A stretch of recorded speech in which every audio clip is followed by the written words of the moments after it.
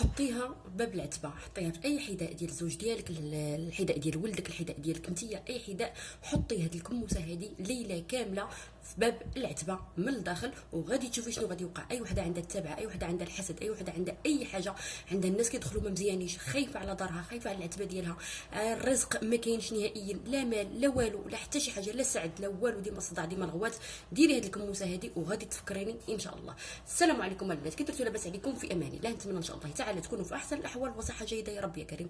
اللهم صل وسلم وبارك على سيدنا محمد وعلى اله واصحابه اجمعين. اليوم ان شاء الله نقدم لكم هذه الوصفه اللي هي قويه، من اقوى الوصفات البنات، قويه لازم ديروها ولازم تطبقوها. اي وحده شافت الفيديو تنوض ديرها، اي وحده عندها الحسد، اي وحده عندها السر ديال السحر ديال الجن العاشق، عندها المس، عندها السحر المدفون المرشوش، اي حاجه شريتيها كتكسر، اي حاجه ما كتكملكش الفرحه ديالك، نوضي ديري هادشي اللي غادي نعطيه لك دقه بطله البنات. وخايفه على شي حاجه عندك في الدار، نوضي خلطيها جوج مكونات وبداي ترشيها. شريتي ولو على الملابس ديالك، شريتيهم رشيهم، باب العتبه ديالك من الداخل رشيها، رشي الاركان، رشي الزوايا. جايين عندك الناس وانت خايفه منهم وعارفاهم هما انهم سبب المشاكل، سبب صداع، سبب الغوات، بانهم هما وما قادراش، يعني من عائله الزوج ديالك ولا من الاهل ديالك ولا من خالاتك ولا عماتك، المهم بصفه عامه، او من الجيران ديالك المقربين اللي كيدخلوا ولا صحابات. خلطي هاد المكونات ورشيهم وديريها وجمعيهم في كموسه وحطيهم في الحذاء ديالك نتيا ولا ديال الزوج ديالك ولا وليداتك ولا اي واحد، وسط بحال هكا الجوارب ولا التقشرات، واختيهم تما ليله كامله. دقه بطله البنات، انا كنقول لكم من اقوى واسرع الوصفات. اللي عندها اي حسد، اللي عندها اي حاجه تنوض ديرها. غنحتاجوا السكر البنات، السكر والملح، يعني يا نص كاس السكر يا نص كاس ملح، يا معلقه السكر معلقه الملح. هاد جوج مكونات، وكنأكد على السكر يكون حبيبات، السكر يكون حبيبات ماشي السكر طوب، والملح كذلك، الملح الخشن ولا ملح الطعام. هاد جوج مكونات هادو كتخلطيهم، خلطيهم مزيان، وغادي ديريها في اي وقت. بالنسبه لهذه الفائده على طهاره ولا ماشي طهاره ديريها وصافي. يعني كتشكاي من هاد الاعراض اللي عندك، كاين دابا اللي كتجيها في هذا الوقت هذا الشعر تينزل، كتبقى تقول غير الجو، هو لا، راه عندك السحر المرشوش او السحر المدفون ولا السحر التجديد كيرجع. راه ماشي بالضروره يجددوه لك في نفس الوقت، كيكون مخدوم، والخدام يعني الجن اللي ما كيتسماوش في هذه الوقيته بالضبط فوقاش تخدم لك كيرجع كيتجدد راسو. يعني انت ما فكيتيش ما بطلتيش، عندك الثقاف. البنت اللي هي عندها العكوسات، الفرحه ديالها، الخطبه ديالها والو نهائي، الخدمه، القبول، ما عندكش القبول مع حتى شي واحد، ديري هذه. وممكن ديك الكموسه تهزيها معك في الحقيبه ديالك وتخرجي بها الا كان عندك شي كونكور، عندك شي امتحان، عندك شي مقابله الخدمه، عندك شي ترقيه وشي امتحان، اي حاجه. هذيك الكموسه من بعد ما تبيتيها بالعتبه ديريها هزها معك في الحقيبه ديالك، وهي منين تسالي منها ما غاديش ترمى، دائما كتبقى رميها في الزوايا من اركان البيت.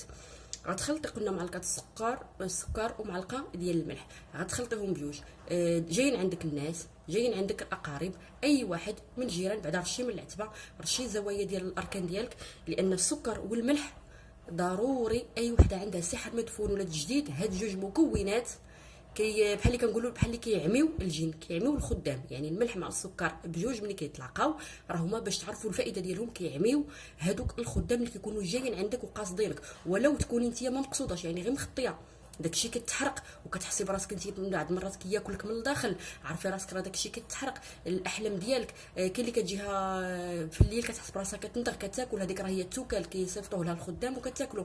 ماشي بالضروره نهائيا انك تمشي شي وحده وتعطيك تاكلي، راه كيصيفطوا لك الخدام هما كيعطيوك تاكلي وانت كتاكلي وما حاساش. هادشي كله حيت ما كتحسنوش راسكم. كنتو ولو بالليل تلقوا سوره البقره او حطيها ونعسي، حتى سوره الكهف، سوره ياسين، يعني امني على راسك، ولا قري غير المعوذتين، من اروع ما يكون البنات. هاد جوج المكونات لابد تخلطوهم، وكنقول لك اي نهار، والفائده تكوني على طهاره ولا مش على طهاره. اما الا كنتي على طهاره فاحسن. وحده اللي كنلقى في التعليق عندي مشكل دائما الدار، صداع دائما، المشاكل دائما، الفلوس ما كيبقاوش، البركه كطير، كنحط الرزق من هنا، يلا كنقول خديت البركه والرزق، كنحطها في يدي ما كتلقاش، كتبداي غير تصرفي، ما كتعرفيش شنو كاين. الناس كتلقاي حوايجك ناقصين، راه ماشي بالضروره الناس ياخذوا لك حوايجك باش تكونوا عارفينهم، راه الخدام كيصيفطوهم.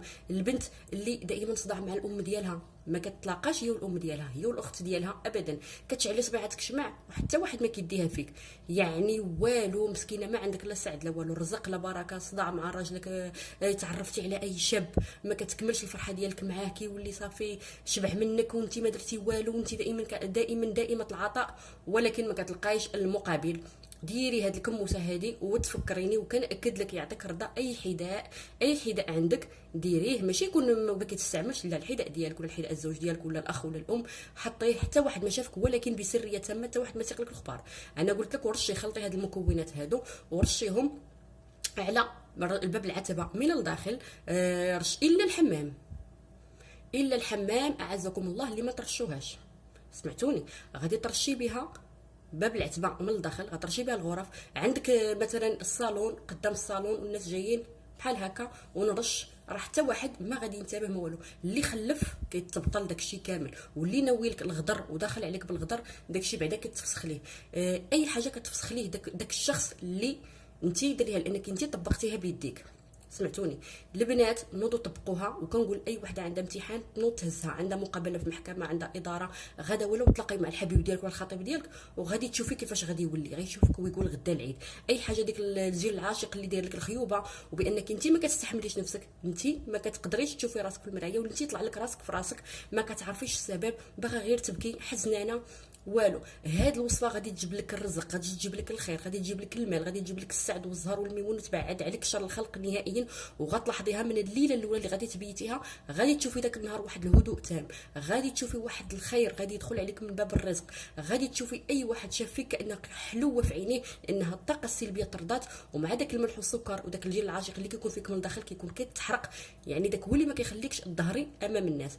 البنات كنتمنى انكم تطبقوا هذه الفائده، وغادي تردوا عليا الخبر كيف تبارك الله الوصفات اللي لقات ما شاء الله النجاح، والحمد لله، والناس جربوها عن تجربه، واي وصفه كنحطها يعني عن تجربه. وهذه الوصفات راه الناس الملاح، لان الناس بغاو الوصفات الشعبيه، وبغاو الوصفات الدينيه، هذه وصفه من الوصفات الشعبيه ديال الناس الملاح، يعني ديال اليهود اعزكم الله كيديروها. ولا كتلاحظوا اليهود راه كيعلقوا دائما الثوم ورا الباب، الملح دائما عندهم في الاركان، وكيحطوهم في المحبق، يعني المحبق ديال البلاستيك، المزهريه ديال البلاستيك، غادي تخلطي وغادي ترشيها وردي عليا الخبر. اي واحد كيدخل وما كيصلي على النبي كتشوفيه، هما راه هادشي هذا ضروري كيحسنوا راسهم، لانهم هما كيخافوا من الجن، كيخافوا من هادشي الشعوذه، وهما مواليه، هما مواليه وكيخافوا داكشي باش الناس يديروا عليهم هادشي، كينوضوا يطبقوه. هادو حتى اليهود اللي في المحلات، اللي عندها محل تجاري تنطرش العتبه ديالها، حتى بداك الباك اللي عندك فيه النقود رشي فيه داك المجر اللي كتحط فيه الفلوس.